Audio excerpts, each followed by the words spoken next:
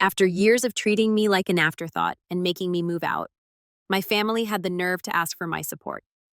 I opened the door, said one word, and watched the color drain from their face. Throwaway because my family watches my man. Long post ahead, please be kind. No wild language, no brands, just the facts and the mess that followed. If you've ever been treated like the family's cautionary tale and then watch those same folks circle back the second you succeed, you'll understand why last Sunday morning changed everything. I was in my garage working on a custom motorcycle build when my Ring doorbell went off. Sunday morning, 9 a.m., and there's a whole parade of people on my front porch. At first, I thought maybe it was some religious group or something, but when I checked the app, my blood went cold. Standing there like they owned the place were 7 members of my family who hadn't said more than 2 words to me in 10 years. My grandmother Patricia, my Aunt Monica and Uncle Steve, my cousins Tyler and Brandon, and my older brother Jake with some blonde I'd never seen before. I'm 35, and seeing these people on my property felt like finding rats in your kitchen. For context, my house isn't some suburban cookie cutter. It's a 4,500 square foot custom build on 5 acres outside Austin, complete with a 4-car garage workshop and enough land that I can't see my neighbors. The kind of place that cost me 7 figures but was worth every penny. My first instinct was to ignore them. These were the same people who'd cut me out of family gatherings for a decade because I chose to start my own construction company instead of following their safe corporate career path. But something about their body language, the way they were all huddled together looking nervous, made me curious. The security cameras had caught them pulling up in 2 vehicles. Jake's beat-up Honda Civic that had seen better days and what looked like a rental car that Uncle Steve was probably going to expense somehow. They'd been standing there for a good 5 minutes before ringing the bell, clearly working up the nerve. I watched them through the app as they whispered among themselves. Grandmother Patricia adjusting her handbag multiple times like she was preparing for battle. To understand why this visit was so mind-blowing, you need to know how we got here. Growing up in a working-class family in Houston, I was always the odd one out. My old man Robert was a shift supervisor at a chemical plant. My mom Linda worked part-time at a dental office. They were good people, but they had this narrow view of success. College, corporate job, suburbs, retire with a pension. My brother Jake was their golden boy. Straight A's football team captain, full scholarship to University of Texas for business. I, on the other hand, was the kid who took apart lawnmowers in the garage and built tree houses that looked like something from a magazine. While Jake was cramming for exams, I was learning welding from YouTube and building custom furniture in shop class. The difference in how we were treated was night and day. When Jake brought home a report card, it was celebration time. Dinner at his favorite restaurant, calls to relatives to brag about his achievements. When I brought home something I'd built in wood shop, a jewelry box for Mom's birthday, that took me 3 weeks to perfect, the response was always the same. "That's nice, honey. Did you finish your algebra homework?" Every Sunday, we'd go to Grandmother Patricia's house for dinner. She ruled that family with an iron fist, and her favorite topic was comparing all the grandkids to each other. Jake was always the success story. Tyler and Brandon, my cousins, were finding their path, which meant screwing around in community college, and me. I was the creative one code for future disappointment. The hierarchy was established early and never changed. Jake got the good seat at dinner next to Grandmother Patricia, where he could regale everyone with stories about his academic achievements. I usually ended up squeezed between younger cousins at the kids' end of the table, even when I was 16 and 17 years old. The whole extended family had this obsession with appearances. Aunt Monica married Uncle Steve, who worked in middle management at an insurance company, and they acted like he was some kind of business mogul. They lived in a decent house in the suburbs and drove lease cars they couldn't really afford. But they played the part of success. Their social media posts were carefully curated to show expensive dinners, vacation photos, and humble brags about promotions and raises. The cracks started showing when I was 17. Jake was finishing up his sophomore year at UT, making good grades, dating someone our parents loved. Meanwhile, I was getting into trouble at school. Not for anything bad, but for skipping classes to work construction jobs under the table. I was making more money as a high school student working weekends than most adults in our family made in a month. The money I was earning wasn't just pocket change either. I was pulling in $800 to $1,000 per weekend, doing framing work, concrete pours, and finished carpentry. By senior year, I had saved up $15,000 more than my parents had in their emergency fund. But instead of being proud, they were embarrassed. When neighbors asked about my weekend jobs, Mom would quickly change the subject or make excuses about me helping out a family friend. When I told my parents I wasn't going to college, it was like I'd announced I was joining a gang. The fights were epic. Dad threatening to kick me out, Mom crying, calling me selfish and ungrateful. But the family reaction was even worse. At Jake's graduation party, grandmother Patricia cornered me by the barbecue pit. "Derek, this construction phase needs to stop. You're embarrassing the family. Jake has a real future. You're just playing with tools." That conversation lasted 20 minutes, with her listing all the ways I was disappointing the family. She brought up my cousin Michael, who'd gone to community college and now worked at a bank. She mentioned family friends whose kids were pursuing respectable careers in teaching and nursing. She even compared me to the neighbor's son, who'd enlisted in the military. At least that was honorable service instead of manual labor. That's when I knew I was done trying to fit into their narrow box. I moved out the next week, got a job with Torres Construction, and started learning the business from the ground up.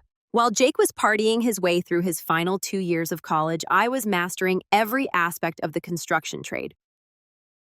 My first apartment was a studio above a garage that I rented from one of the guys on my crew. It wasn't much, 400 square feet with a hot plate and a mini fridge, but it was mine. I furnished it with pieces I built myself and felt more at home there than I ever had in my childhood bedroom.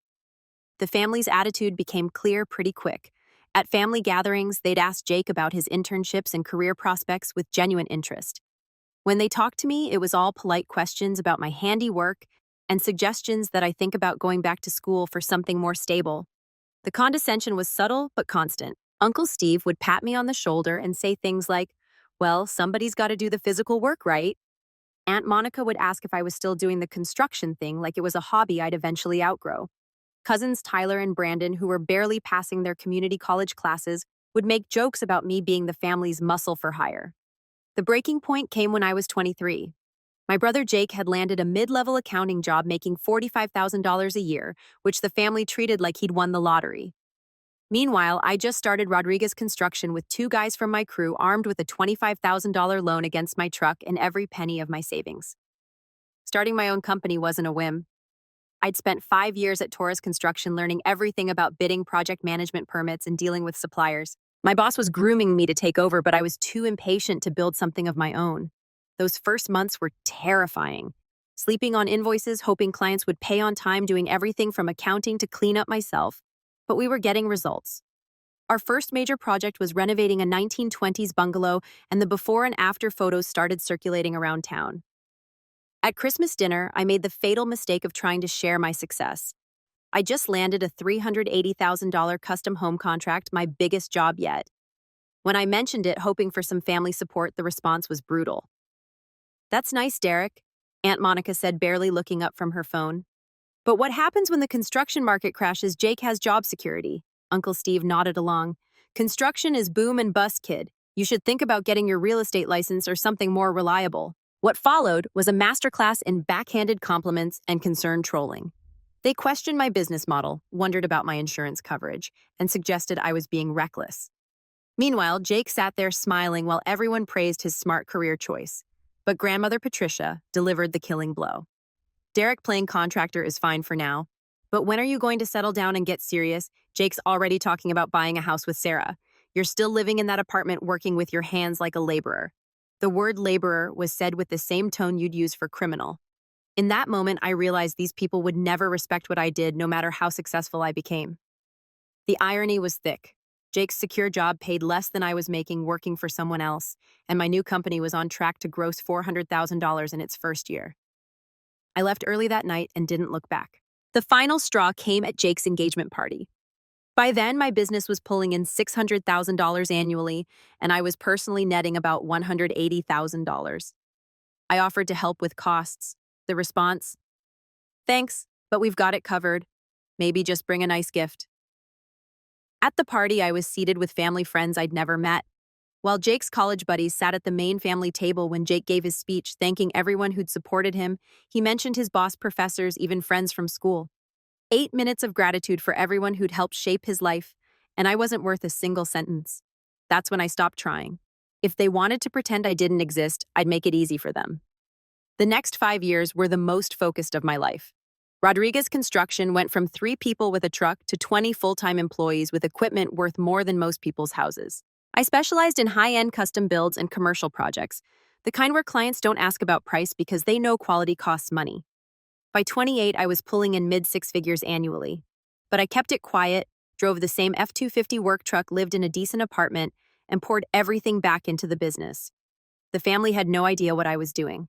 When I ran into extended family around town, they'd ask how the construction thing was going with that same patronizing tone. Meanwhile, Jake's suburban dream was cracking. Word travels in small circles. His mortgage was high, plus car payments, credit card debt, and a wife with expensive tastes and no income. The real estate boom hit Austin hard around 2018, and everything changed for me. Suddenly, every successful business owner wanted custom houses, and they all wanted the guy who built quality without cutting corners. I landed 3 contracts in 6 months worth over $2 million total. These weren't ordinary projects: a 6,000 square foot modern farmhouse for a tech founder, a historic downtown building conversion, a custom workshop for a rare car collector. Each project pushed my skills and built relationships with clients who became repeat customers and referral sources. That's when I bought 5 acres of hill country and started planning my own place. Not to show off, but because I wanted to build something that would last. The design process took months. Traditional exterior with every modern convenience built to last generations. Custom millwork, imported tile, commercial grade everything. The garage was set up like a professional shop. The office overlooked my own engineered lake. By 2020, I was worth millions on paper. Rodriguez Construction was booked solid for 18 months out. I had employees making more money than most college graduates. But to my family, I was still just Derek who worked construction. The isolation didn't bother me. I'd built solid friendships with other business owners, craftsmen, and clients. Real relationships based on mutual respect, not family obligation. When my crew needed help, we had each other's backs. When my electrician's house flooded, we spent a weekend rebuilding his basement for free. I dated, but never got serious, especially after watching Jake's marriage implode when Sarah left him for a lawyer during his firm's downsizing. I had better things to do than play those games. The best revenge, they say, is living well. While my family was trapped in their suburban bubble, defining success by appearances and social status, I was building something real. Every morning I wake up on my own land in a house I designed and built, surrounded by work that will outlast me. And you know what? It took them 3 years to even notice I was gone. When CO hit, construction was considered essential. So while everyone else was locked down, I was busier than ever. People stuck at home wanted renovations, additions, custom offices. I added a second crew and started working on commercial projects for businesses adapting to the new reality. The pandemic created opportunities I'd never imagined. Restaurants needed outdoor seating areas built quickly. Office buildings required modifications for spacing. Families who were working from home wanted dedicated office spaces, home gyms, and outdoor entertainment areas. My company pivoted faster than most because we'd always been adaptable. While big construction firms were tied up in bureaucracy and change orders, we could bid on a project Monday and start work Wednesday. Clients were willing to pay premium prices for that kind of responsiveness. By 2021, I was doing several million in annual revenue and taking home a strong personal income. I bought a new truck, some investment properties, and started looking at expanding into Dallas and San Antonio. The investment properties were a calculated move. I bought distressed places in good neighborhoods, renovated them with my own crews during slow periods, and either sold them or kept them as rentals. It was a natural extension of my construction expertise, and it provided diversified income streams that didn't depend solely on new construction projects. That's when cousin Tyler's girlfriend saw my truck at a gas station and recognized me. She followed me on a social platform which I barely used, but had a few photos of my work. Next thing I know, family members are creeping on my posts, seeing pictures of my house, my equipment, the high-end projects I was posting. My account was mostly a business tool. Before and after photos of projects, shots of the crew at work, occasionally a picture of a completed space. But to someone who knew me, it painted a clear picture of success. The projects were obviously high-end, the equipment was top of the line, and the quality of work was undeniable. Suddenly, after years of silence, I started getting random texts. "Hey Derek, hope you're doing well. Saw your post about that mansion you built. Looks incredible. We should catch up soon." The messages were transparently fake. Tyler, who hadn't spoken to me in 6 years, suddenly wanted to grab coffee and catch up. Brandon sent me a friend request after ignoring my existence since high school. Even Aunt Monica started liking my business posts, which was funny since she'd spent years telling people I was wasting my life. I ignored them all. If they wanted to reconnect because they discovered I had money, that told me everything I needed to know about their intentions, but I had no idea they were planning an ambush. I walked to the front door, steel-toed boots echoing on the entryway. When I opened it, the look on their faces was priceless. They were expecting the family failure they'd been talking about for years. Instead, they got a 6'2" guy in shape wearing a good flannel and jeans that fit. Derek, grandmother Patricia spoke first, her voice trying to sound warm but coming off stiff. What a beautiful home you have. Yeah, well, hard work pays off, I replied, not bothering to hide the edge in my voice. The silence stretched on like a bad first date. Finally, Aunt Monica stepped forward with this plastic smile. We were in town for the Johnson family reunion. You remember the Johnsons? We thought we'd stop by since we heard you lived out this way. The casual mention almost made me laugh. These people hadn't cared where I lived for 10 years. And now they're acting like we were close. Plus, the Johnsons live 2 hours away, so this wasn't exactly a casual stop by. How thoughtful, I said, my voice flat. You want to come in, or are we having this conversation on the porch? They filed past me into the foyer, and I watched their eyes go wide. Vaulted ceilings, custom ironwork, original art on the walls. The works. The entryway alone probably cost more than most people's annual salary. Custom wrought iron chandelier, imported stone flooring, with radiant heating, solid walnut staircase with hand-forged railings. Cousin Tyler couldn't help himself. Man, Derek, this place is incredible. What did this run you more than you make in 3 years? I replied without missing a beat. I gave them the full tour because I wanted to see their reactions. The living room with 20-foot ceilings and custom stone fireplace. The kitchen with professional-grade appliances and a center island bigger than most people's bedrooms. The office lined with awards and photos from high-end projects. Tyler kept making low whistles. Brandon was taking pictures for his girlfriend, which meant documenting everything to share later. Jake's new wife was calculating property values in her head, but grandmother Patricia's reaction told me the most. She was reevaluating everything she thought she knew about me. The grandson she'd written off as a failure was clearly more successful than anyone else in the family.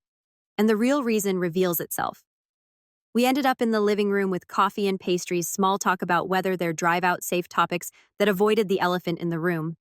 I answered their questions about the house and business with just enough detail to make them understand the scale of what I'd built. The living room was designed for entertaining with a seating area that could accommodate 15 people comfortably.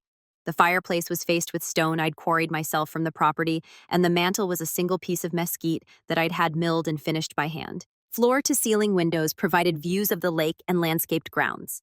That's when Aunt Monica cleared her throat, the universal signal that we were getting to the real reason for their visit. Derek, we've been thinking about family lately. She started using that careful voice that made my skin crawl. Jake's going through some financial difficulties with the divorce settlement and legal fees. There it was, the setup.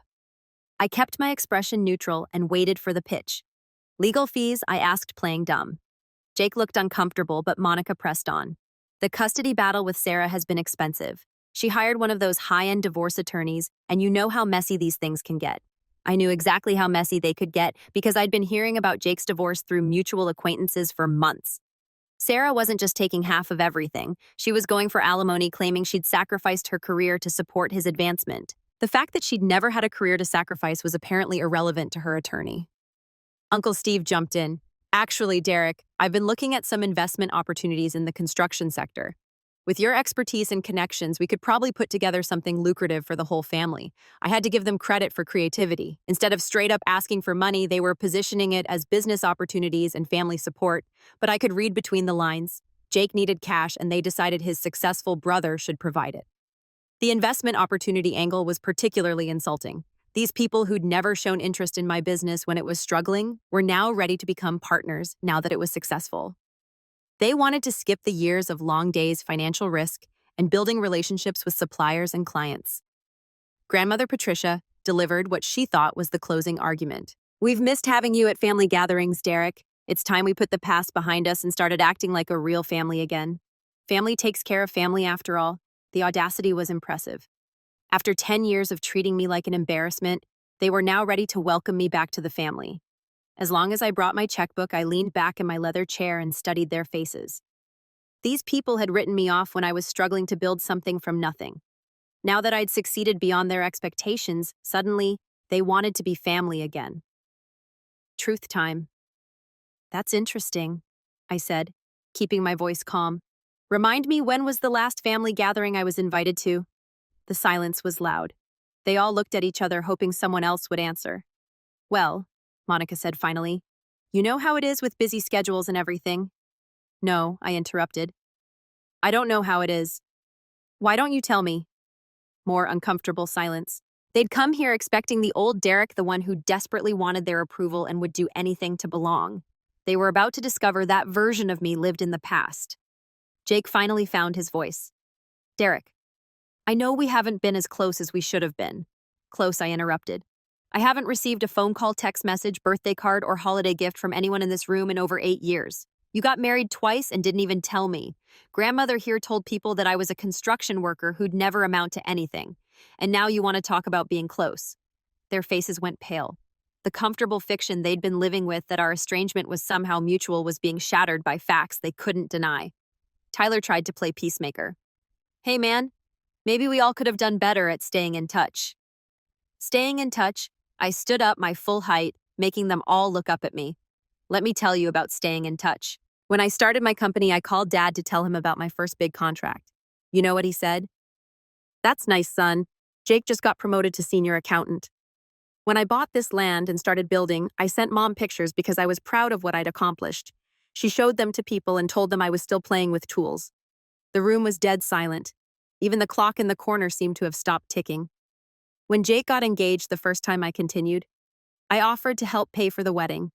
Monica here told me they had it covered, but thanks anyway. At the reception, I was seated with people I'd never met while Jake's friends got the family table.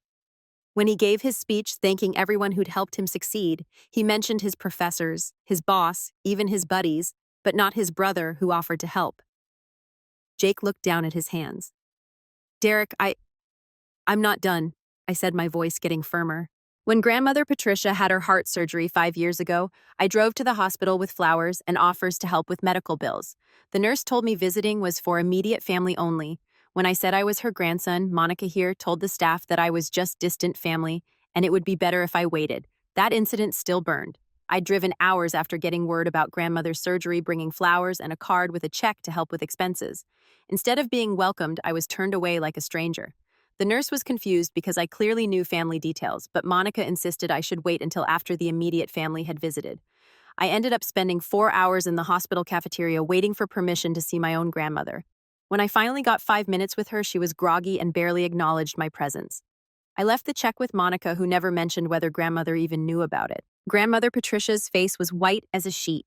The reality of how they treated me was being laid out in detail, and there was no way to spin it.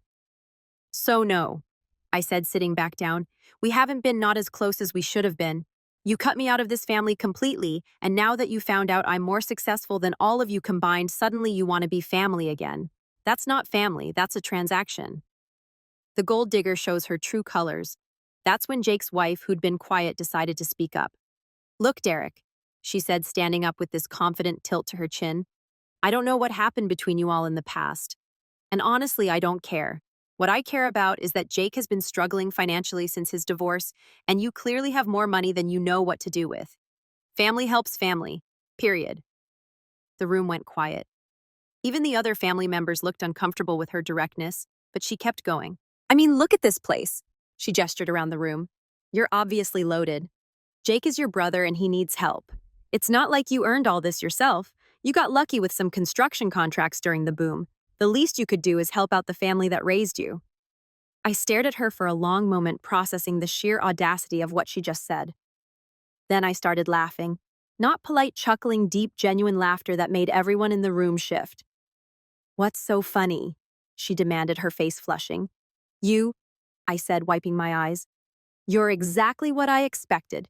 Jake always had a type, pretty entitled and completely unaware of how the real world works. Derek, Grandmother Patricia snapped. I ignored her and focused on the blonde. What's your name again? Brittany, she said, lifting her chin. Brittany, tell me, what do you do for work? I'm a social media influencer, she replied. Of course she was. How many followers? 12,000 on one platform, 8,000 on another. I nodded seriously.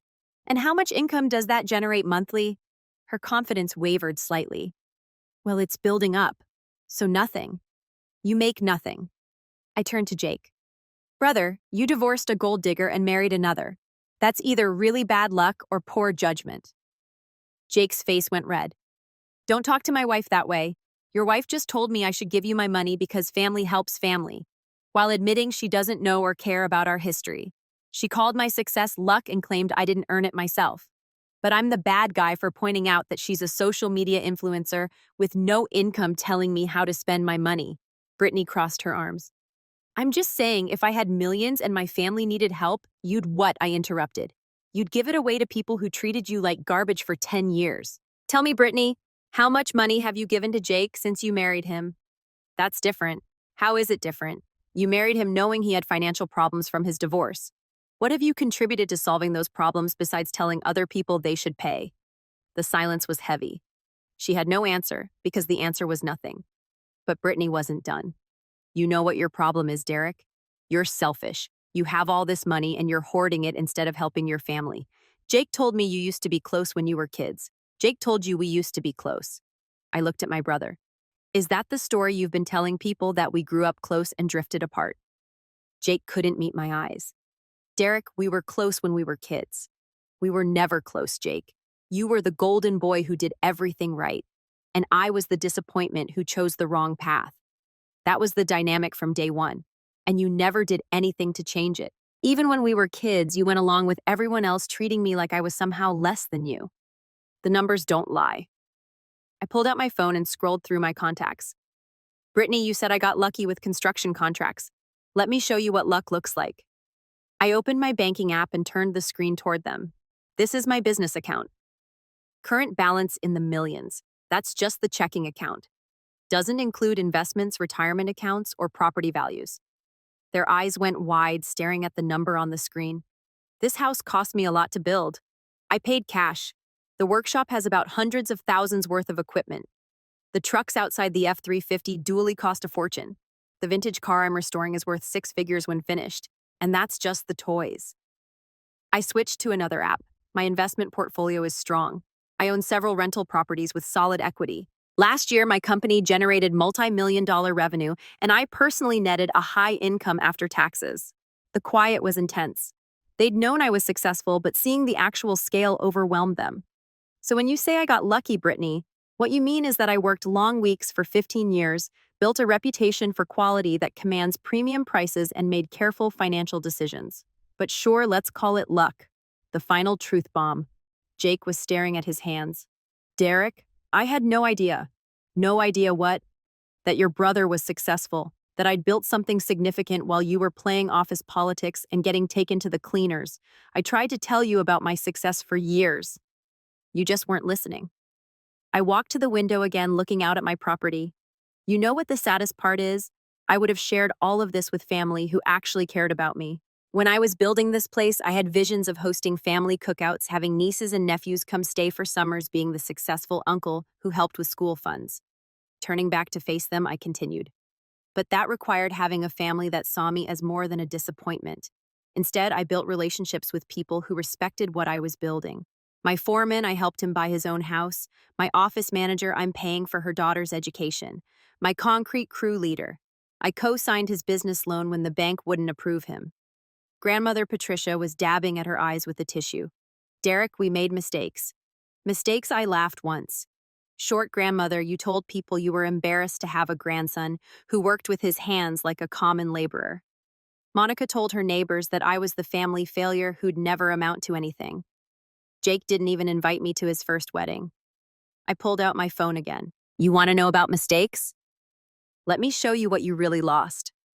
I scrolled through my photos and found the ones I was looking for. This is the children's hospital wing I donated to build last year. It's named after our great-grandfather, the one who worked construction his whole life to feed his family. Their faces went pale as they realized the implications. This is the scholarship fund I established at the community college every year for kids who want to learn trades instead of going into debt at four-year schools. And this I showed them, another photo, is the shelter I helped build and furnish, donated all the labor and materials. The hospital wing was something I'd been particularly proud of. The children's wing had been operating in a converted basement for years with poor lighting and outdated equipment. My donation helped fund a complete renovation with child-friendly design, natural lighting, and space for families to stay during treatment. The scholarship fund was personal too. Every year I selected students who wanted to learn trades but couldn't afford the tools and materials. The scholarship covered everything: tuition, books, tools, work boots, safety equipment. Several of my recipients now worked for my company full-time. Aunt Monica was crying now. Derek, we didn't know. You didn't know because you never asked. You were too busy looking down on me to notice what I was actually accomplishing. I put my phone away and looked at each of them in turn. But here's the thing. I didn't do those things for recognition or to prove anything to you. I did them because it was the right thing to do. The moment of truth. Brandon, who'd been quiet, finally spoke up. Derek, is there any way we can make this right? I know we messed up, but family should mean something. I studied his face for a long moment. Out of all of them, he seemed to genuinely understand the magnitude of what they'd done. Brandon, family does mean something. It means being there for each other through good times and bad. It means celebrating each other's successes without jealousy. It means having each other's backs when the world tries to tear you down. I paused, letting that sink in. Tell me, when did any of you ever do that for me? He couldn't answer because the answer was never. You want to know what family means to me now? Last month, when the floods hit East Texas, I took 6 of my people and 4 trucks to help with cleanup and repairs. We worked for free for 2 weeks, helping folks rebuild their homes. Those people, they're my family now. We've got each other's backs because we chose to, not because we share DNA. The flood relief work had been exhausting but rewarding. We'd worked long days clearing debris, tarping roofs, and helping families salvage what they could from waterlogged homes. My crew volunteered their time, and I covered all the expenses. Fuel, equipment, meals, hotel rooms. We helped over 50 families get back on their feet. I walked to the front door and opened it wide. That's what family looks like. Now get out of my house. As they filed past me toward the door, each one looking defeated and ashamed, Jake stopped and turned back. Derek, I know I don't deserve it, but if you ever change your mind about giving us another chance, I looked at my brother, really looked at him. The golden boy who'd had everything handed to him and squandered it through poor decisions and worse taste in partners. The man who'd stood by while his family treated me like nothing for 10 years. Jake, you want another chance? Here's what that looks like. You figure out your situation without asking anyone for help. You prove you can stand on your own feet. And most importantly, you learn how to treat people with respect instead of seeing them as either useful or disposable. He nodded slowly, eyes wet. And if I do all that, then maybe we can have a conversation about being brothers. But not until then. As they drove away, I stood in my doorway watching their tail lights disappear down my private road. For the first time in 10 years, I felt completely free of the weight of their expectations and judgments. My phone buzzed with a text from my foreman. Boss, poker game tonight. You in? I smiled and typed back. Absolutely. Family dinner, right? You know it, boss. I locked the door and walked back to my garage where the Cheval was waiting. Some things are worth restoring and some things are better left in the past. After 10 years, I'd finally learned the latter,